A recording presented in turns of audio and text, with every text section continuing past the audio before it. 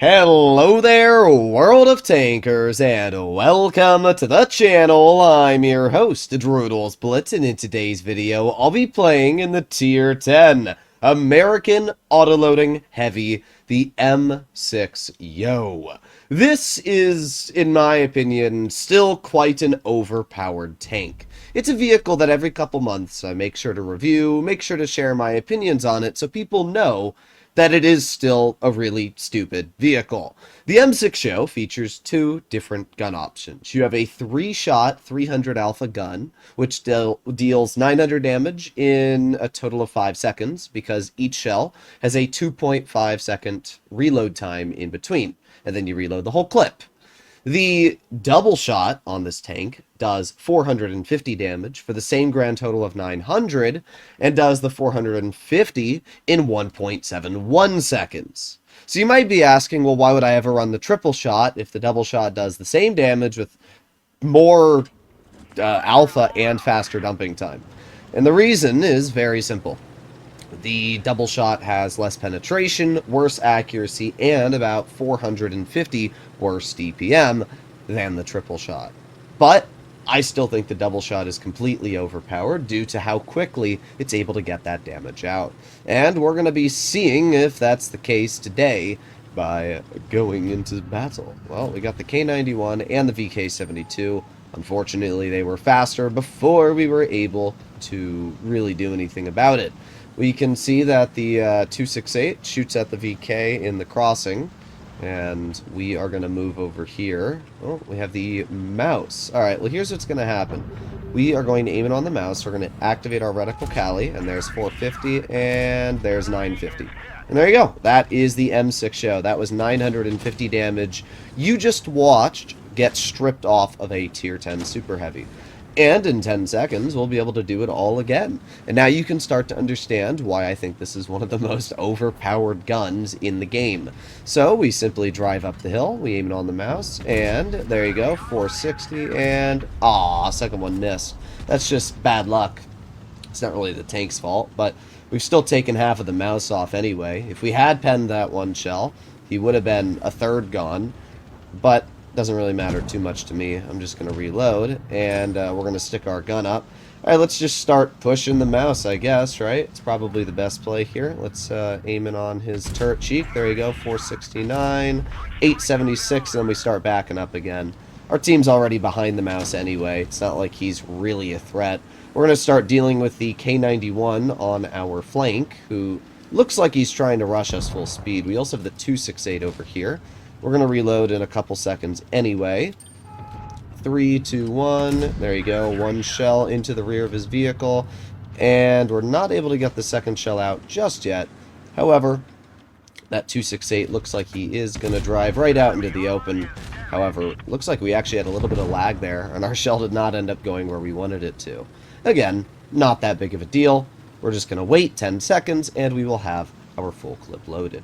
Hopefully the Ho-Ri... Oh, no, the Ho-Ri fires HE. Well, that's fine with me, because I'm trying to obviously get out as much damage as I can here. So let's aim it on the 268 and get one shell into him, and then we'll aim it on the K91 and get the finishing shell. So that is 3,500 damage dealt. We bled 0 hit points and had the freest farm of my life. And that's the double shot. Sure, could the triple have shot done more damage in that game? Yeah, it might have been able to. I actually think it would have been able to, especially against that mouse. We probably would have been able to reload quicker and get the damage out faster, which would have allowed us to get technically more out on the K91 and maybe even the 268. Yeah, probably could have done closer to maybe 4,500 if we were running the triple shot. But that doesn't take away the points that I'm still standing with the 2-shot, which is the fact that you get out the damage so much faster. I mean, you literally watched me look at a full health mouse, go wham, bam, take 1,000 off of his tank and back into cover in the blink of an eye. There's no other heavies in the game that can do that. And the reason it's so busted is because, sure, in that engagement, the triple shot would have been better because I had a free farm. But what happens when you don't have a free farm? What happens when you're in a tricky situation where you have to be careful, where you have to make sure that you aren't bleeding health when you're poking? Well, that is where the double shot just completely wins. Because the double shot, you only have to poke for 1 second to deal 900 damage. And then you just back into cover, and you've done your job already. That's the massive advantage that this gun has over the triple shot, is just you don't need to expose yourself. And people don't realize how important that is. The less time you are showing your tank to the enemy team is the less time they have to lower your hit points. Which means that you can save health and deal more damage in the same amount of time with this gun. Not only that, but you can also run Reticle Cali when running the double shot, where using the triple shot I'd more probably run shell reload boost. So we are going to be making our way in the crossing here. You'll also notice that the Yo is a fairly mobile vehicle. It's not the fastest, it only goes 35, but it has a very good power to weight. You can see even uphill, we're chilling at like 25-ish. It's actually a pretty mobile tank. I always found it funny in comp, people always said it was slow, even though it's probably one of the faster heavies just because of how good its power to weight is. So we are making our way through the hills here, and I'm hoping our Type 71 spots something, but we'll see.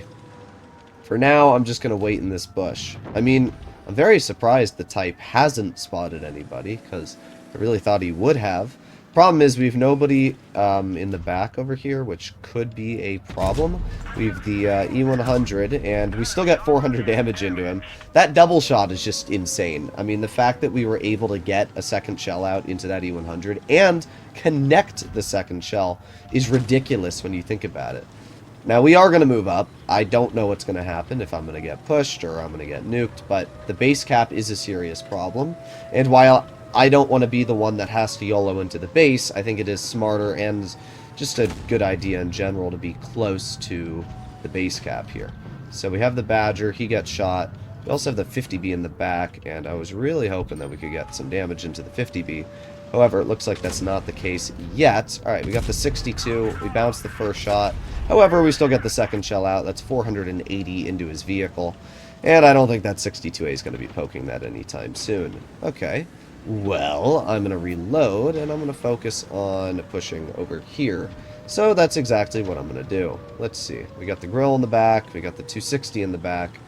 Our Type's still pretty healthy. I'm just going to move up, and I'm going to see if I can get behind these guys. I don't really know why my team's playing so passive when we have the opportunity to play aggressive. Let's see. Is that 260 going to back up? Bruh. That's a little annoying, Type. Trying to aim in here. So we do have the 260. Oh, we also have the grill over here. Now that is a free 492, and there you go. That is 1,197. The 50B is trying to clip me, but he's failing miserably. Oh, he missed literally every shell on me. Great job. Our Type 71 just basically killed himself. That sucks for him. Doesn't really matter to me, to be honest. We've done a lot of damage already, and there's 1 and 2. This tank is busted.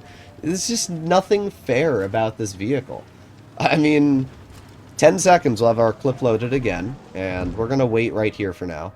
That E50 is really what I want to get the nuke out on. Unfortunately, our team is just not in the best of situations right now.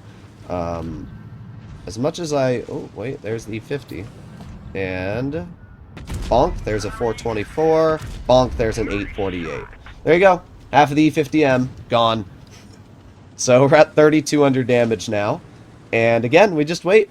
Name a situation where you're able to really counter this tank. Because all I do is I wait for the enemy to make a misplay. And then I absolutely bust in them. So we got the Badger above me. There's 419. And there's 837. So there you go. That is, that's all the Badger's health gone, and we reload again. We're already at 4,000 damage. This is great. Alright, 8 seconds left to go. Looks like the 50B is going to try and get some damage into the E3. And, well, we'll see. I mean, 268 is probably going to kill the E50. Yeah, that's about what I was expecting. The 50B is going to try and kill him, and bonk. There you go. Pretty easy stuff. The M6 show is just busted. I don't need to say much else. I don't really think. We had 2 pretty good examples there of where the double shot does equally well 4,600 damage in the second game played, obviously top on the team. I mean, it was the freest farm of my life, and you can see that I'm averaging pretty good in the vehicle as well. The double shot, to me, is better than the triple shot. And I know that really good players, you know, other friends like Fatness and Flossie really like the triple shot, and I definitely see the advantages. There are a lot. But for me, the fact that I'm able to deal 900 damage in such a short amount of time with almost no counter, I think that truly makes this tank overpowered, and I think that it allows this vehicle to get away with a lot more game-changing plays. You saw just a couple brief examples when shooting at the Badger, when shooting at the Grill, where I would not have been able to get out an additional shell if I was using the triple shot, especially on the clip that killed the Grill. There's no world I would have been able to get out that second shell because he was literally in cover. So there are definitely moments when this gun does way better with the double shot, and that's why I like it. But let me know what you guys think in the comments down below. I'll see you all in the next one. Bye-bye. You know, everybody talks about the IS-4 and how the armor was nerfed and how it's not as good as it used to be, this and that. And what you don't hear a lot of people talking about is the Object 260, which is basically very similar to the IS-4. I mean, the IS-4 reaches a top speed of 42 kilometers per hour with a power to weight of 15.5. It has 2,700 DPM with 373 mils of heat pen and 420 alpha. And the Object 260 features 2,900 DPM with much worse heat pen, APCR standard instead of AP, and 20 less damage per shot. Top speed-wise, the tank goes 50 with a little bit of better power to weight of 18.4, but the IS-4 features super speed boost, so technically the IS-4 has just as good as mobility when that speed boost is activated. The real question is, what's a better tank, the IS-4 or the Object 260? We're going to be comparing both of them in today's video by doing a tank comparison. I personally have a hard time telling you which of the two is better. And, yeah, I'm going to be honest, I don't love either of their playstyles, to be completely real. Like, the 260, in theory, is a really good tank. And I know players like Fatness love it, but I still have a hard time finding out why. Because the gun on the vehicle, it's okay. Its accuracy is nothing amazing. It's kind of got that derpy Soviet-style accuracy, where it just kind of misses shots that it really shouldn't, and I'm not sure why it is, but you'll notice it in this game if it happens. But the gun's not bad, is what I'll say. It's fairly accurate, and it's got decent aiming time. What I don't like is the fact that it has really bad heat pen, really low shell count, and APCR standard, making this a really awkward tank to shoot at angled armor, which is especially what mediums have. The 260 is quick, though, reaches a top speed of 50, which we can see I'm using right here. However, even with my 50 kilometer per hour top speed, something like an E5 was able to get just almost as quick as I was into position, which is kind of crazy. Not really sure why the E5 did that, by the way. He basically lost more health than I did for that, but we're going to aim it on the side of the E5 turret. There you go. Nice 400 damage shell. Pretty good stuff. We have the 50B in the back, and almost able to hit the 50B, but just not able to yet. We have the STB, not able to hit that at all. Not able to hit the 50B. We don't have the gun depression. We're just going to aim in. Ooh, we got the Hori in the back. There you go. Nice 360 damage shot. I don't really like this situation that's unfolding, though. This is pretty bad. Yeah, this is really bad, actually. We got a Yo, we got an E100, we got a lot of death, and not a lot of ways to counter it. I do not like this, even in the slightest. Well, we get a nice shell into the E100. We're going to back up. We have our adrenaline on. And what I'm hoping right now is that we can just get out some good old farm. We got the E5 on me, which kind of sucks, and I'm going to make sure that the E5 hopefully has a hard time penning me, but he cuts right through. And we're just going to back up like this, and we're going to finish off the E100. That works. Pretty good stuff. I didn't want to back off the hill too far, just because that's not really something I want to do. There you go, nice HE shell clearing the STB. And just like that, even though we have been in a pretty awkward situation, we've still been able to bring the game back. You can see how the mobility on this tank is quite nice. And obviously having good mobility does come with its fair share of advantages. The biggest one is the fact that I'm able to just get in and out of situations very quickly. I mean, you saw that. We really quickly got out of that situation we had there. And now we're going to start pushing the Yo as quickly as we can. We're going to try and help out my teammate. We got one nice shell. Obviously, my 62A is going to be able to get that clear with 330 Alpha, so I'm not even going to worry about that. We're going to start making our way back over towards the Ho-Ri. We've done 3,600 damage this game, and we are going to win. The gun actually worked very well this battle. I've got no complaints with the performance of the 260 today. So we're going to drive up the ridge, and there you go. Nice clearing shell on the enemy Ho-Ri. And just like that, all that's left is an enemy T100 LT, who we can actually see detected in mid. Okay, well, once again, we're going to use that good old top speed the vehicle has, try to make our way over to the T100 LT. 62A is going to be pushing him as well, so it's going to be hopefully a shell from me and a shell from the 62. Nope, looks like he is YOLOing the IS-7. He's obviously just trying to get away, but not sure how much of an effective play that actually is. The T100 is just going to drive right. I don't know why that IS-7 keeps trying to shoot HE, because he doesn't have the shell, but not a bad game. I mean, we did our job. That's really all there is to say. It was a steamroll from start to finish. The enemy team played over-aggressive when they didn't have all the support. But there you go. 3,959 damage. That's an ace, and we finished top in the team. A pretty solid result for the 260. So, what did we witness in the first game? Well, first of all, the mobility is nice, but it's not as good as it should be. Wargaming nerfed the mobility when they buffed its armor, but then they nerfed the armor when they buffed every tank's pen, just in the equipment changes. So literally what they did is they put the tank back in its original state with worse mobility. That's a little disappointing. The gun does have more pen, though, with the heat at least. 350 is decent, and as you could see, it's enough to cut through an E100 turret. So that's nice. In general, I like the 260 gun, and I like the mobility on the tank. And when you pair them together, especially on a map where I don't rely on gun depression, the vehicle can do a pretty good job. But I'm going to be honest, I think the IS-4 in most situations is kind of just better. Like the DPM, yeah, it's about 200 less.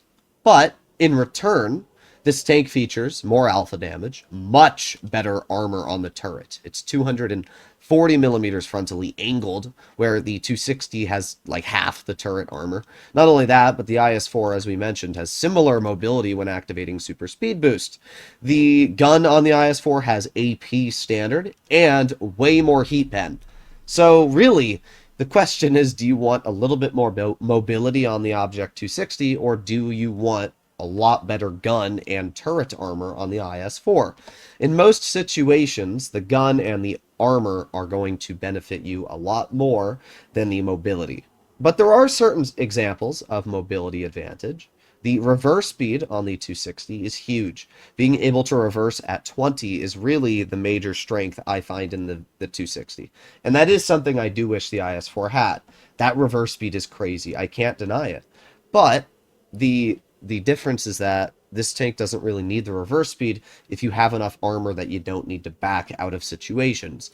And if you use your super speed boost properly and at the right times, you still do technically reverse at like 22 or something like that when you have it activated. So technically you do have the reverse, but it's not the same thing, and I'm not going to sit here and tell you it is. Super speed boost is basically copium for a speed boost. Also, I don't know why I took so long to load into this battle. What the heck? 4090 Wargaming, a 4090.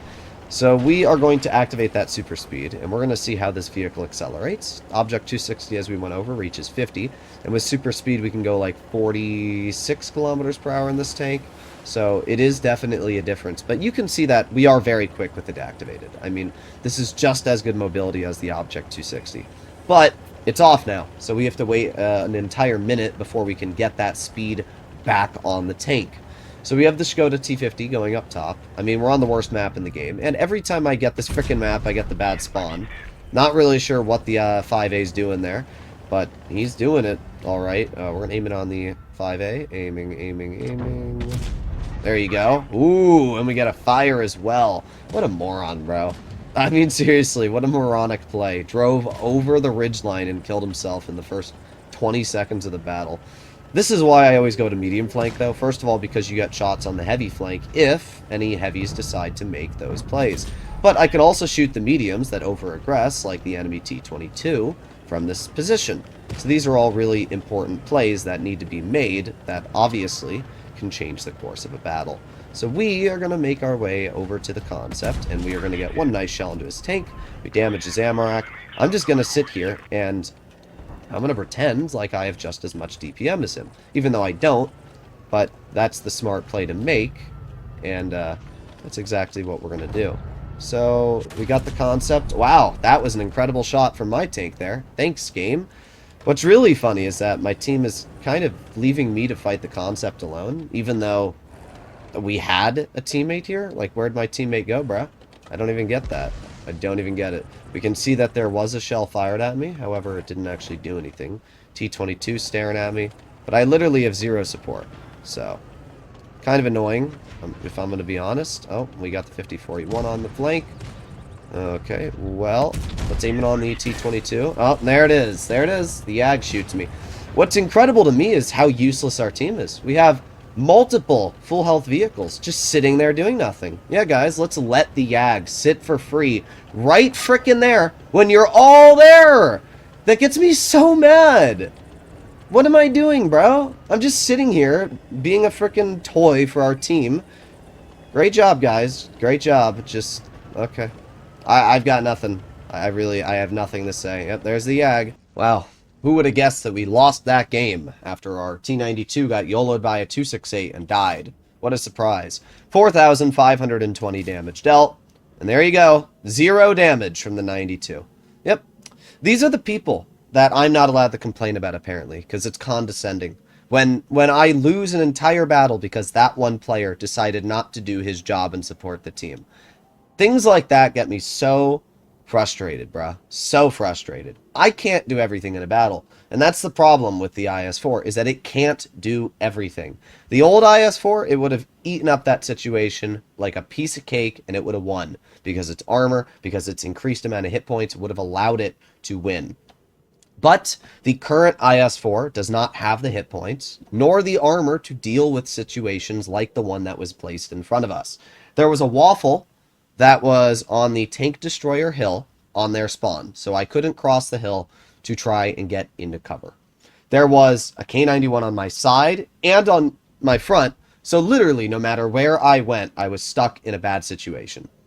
If our 92 had simply just driven up to the K91 and killed him, we would have won. But as I had watched him camp in our spawn the entire beginning of the battle, didn't really matter, because he's also the reason I was forced to start shooting at the Char and Boss Chatillon, because he refused to use light tank to do his job.